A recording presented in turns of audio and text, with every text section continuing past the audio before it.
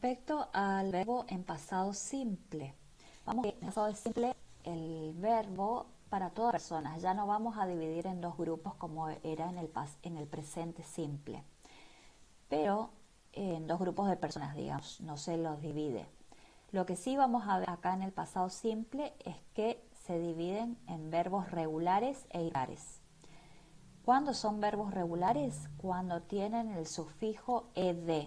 ¿Se acuerdan que habíamos dicho ya anteriormente que puede ser un adjetivo, que es lo que veníamos dando al momento, o puede ser un verbo en pasado? En este caso vemos los verbos en pasado con la terminación ed. Van a ser verbos regulares.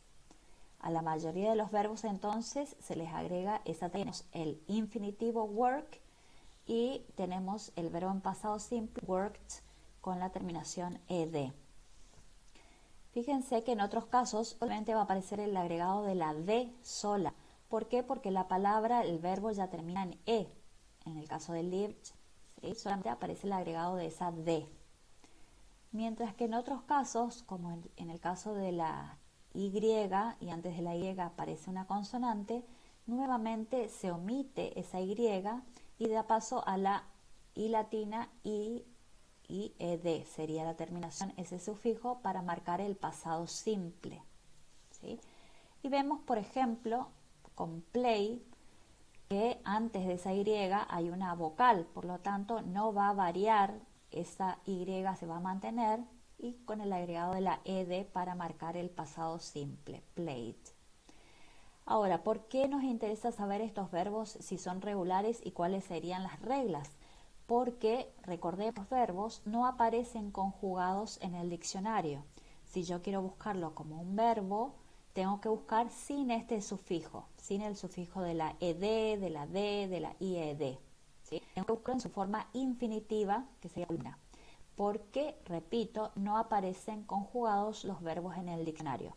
Recordemos, como dijimos en clases anteriores, si aparece con el agregado de la ed, fíjense que la vocal que les marca seguramente va a ser la de adjetivo. Por otro lado tenemos los verbos irregulares. Al ser irregulares quiere decir que no hay reglas para formar el pasado. Por ejemplo, el pasado de write es wrote, el verbo escribir. El pasado de see es saw, el verbo ver. El pasado de cut es cut también, que es cortar. ¿Qué pasa con estos verbos? Busco en brought, saw, cut. Si yo busco estos verbos en el diccionario, sí, seguramente van a aparecer en el diccionario, prueban a hacerlo y van a ver que les aparece que es el pretérito o el pasado del verbo write, ¿sí? So va a ser el pretérito o el pasado, ¿sí?, del verbo see. Y así van a ir buscando en el diccionario. También aparecen en la segunda columna de verbos irregulares. Por ahí si tienen un diccionario papel o tienen un libro de inglés, van a ver que aparecen los verbos irregulares en 3 columnas. La primera columna es la del verbo en infinitivo, la segunda es la de los verbos en pasado, de los verbos irregulares, y la tercera columna ya vamos a ver más adelante que es un participio. Fíjense acá en el ejemplo, en una oración afirmativa, acá está, como les había dicho al principio, el mismo verbo se conjuga a todas las personas. Nosotros al hacer la traducción va a ser que vamos a ir cambiando de acuerdo a la persona. Yo viajé al exterior, ella viajó al exterior, ellos viajaron al exterior. La conjugación de acuerdo a la persona estaba en el presente simple.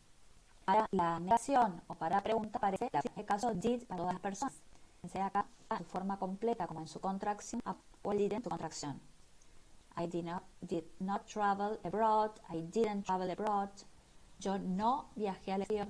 Y presten atención que el verbo principal travel se encuentra en su forma infinitiva, es decir, sin conjugar.